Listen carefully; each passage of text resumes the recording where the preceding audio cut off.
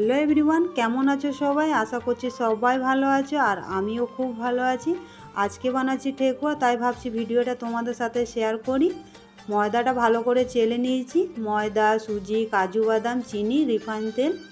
ঠেকুয়া দু তিন রকমের হয়, আটা সুজি দিয়ে হয়, আবার ময়দা ও সুজি দিয়ে হয়। ময়দা আর সুজি দিয়ে বানালে মানে একদম খেতে বিস্কুটের মতন লাগে, সেটাই আজকে তোমাদের সাথে শেয়ার করছি। চিনিটা আগে থেকে ভিজিয়ে রেখেছিলাম। ময়দাটা ভালো করে ময়ান দিয়ে চিনির জল দিয়ে মানে ঠেকুয়ার আটাটা ভালো করে মাখবো। আটার মতন মাখবো না, আটার মতন মাখলে ঠেকুয়াটা ভালো হবে না। দেখো এখানে আমার মাখা হয়ে গেছে।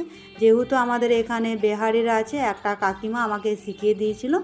আর এই যে মানে ঠেকুয়া বানাবার কাঠটা আমি বাজারের থেকে কিনেছিলাম, কাকিমা বলেছিল বাজারে পাওয়া যায়। আর অনেক দিন আগেই কিনেছিলাম, যখন ছট পুজোর পর যখনই খেতে ইচ্ছা করে তখনই বানাই। দেখো আর ঠেকুয়াগুলো বানাচ্ছি, দুটো ডিজাইনের বানাবো। দেখো এইভাবেই সবগুলোই করে নেব। সব ঠেকুয়াগুলো আমার হয়ে গেছে। কড়াইয়ে রিফাইন তেল দিয়ে দিয়েছি, তেলটা গরম হয়ে গেছে। ঠেকুয়াগুলো কড়াইয়ের মধ্যে দিয়ে দিয়েছি আর হালকা আঁচের মধ্যে ঠেকুয়াগুলো ভাজবো।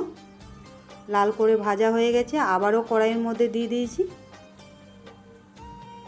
সব ঠেকুয়াগুলো আমার ভাজা হয়ে গেছে। আর ঠেকুয়াগুলো কেমন হয়েছে বন্ধুরা কমেন্ট করে জানাবে।